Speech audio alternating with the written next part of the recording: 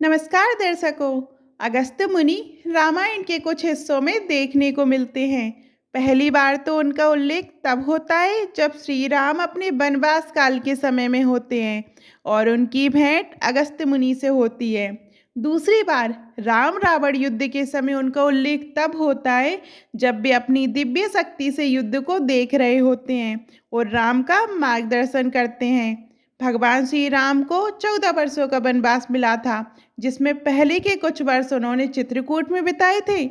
उसके बाद का समय दंडकारण्य के वनों में बिताया था। भगवान श्री राम लगातार 10 वर्षों तक दंडकारण्य के वनों में घूम घूम कर आतताई राक्षसों का वध कर रहे थे। साथ ही ऋषि मुनियों से भेंट कर विभिन्न विद्याएं व अस्त्र शस्त्र भी प्राप्त कर रहे थे।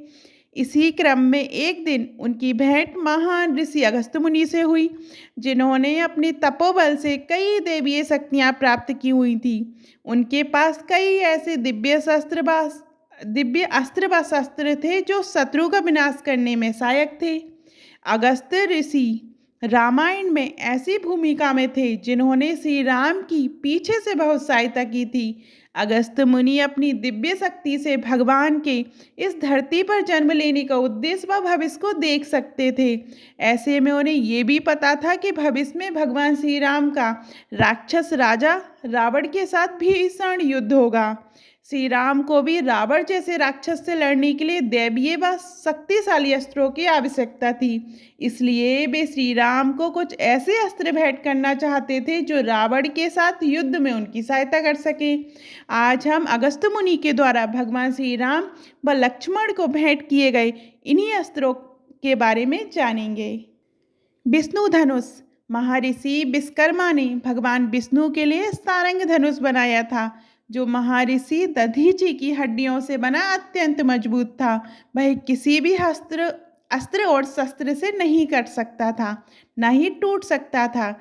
यही धनुष महर्षि अगस्त्य मुनि ने भगवान श्री राम को भविष्य के युद्ध में सहायता करने के लिए उन्हें पुनः वापस दिया था। इसी धनुष के साथ भगवान श्री राम ने लंका पर चढ़ाई करके शत्रुओं पर विजय पाई थी व एक एक करके उनका संहार किया था।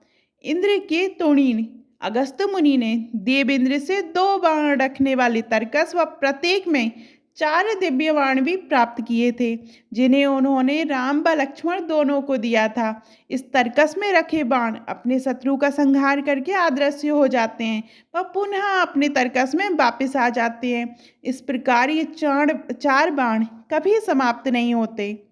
दिव्य खड्ग। खड्ग चाकू से बड़ी व तलवार से छोटी होती है। ये शत्रु के शरीर को अंग भंग करने में काम आती है। ये दिव्य खड्ग इतनी शक्तिशाली थी कि ये एक ही बारी में कई शत्रुओं के शरीर को काट सकती थी। ये दिव्य खड्ग अगस्त्य मुनि ने लक्ष्मण जी को प्रदान की थी। शिव का बाण। ये बाण भगवान शिव ने मेरु पर्वत से बनाए गए धनुष से चलाया था, जिससे उन्होंने त्रिपुरासुर राक्षस का वध किया था। ये शक्तिशाली बाण भी उन्होंने श्री राम जी को प्रदान किया।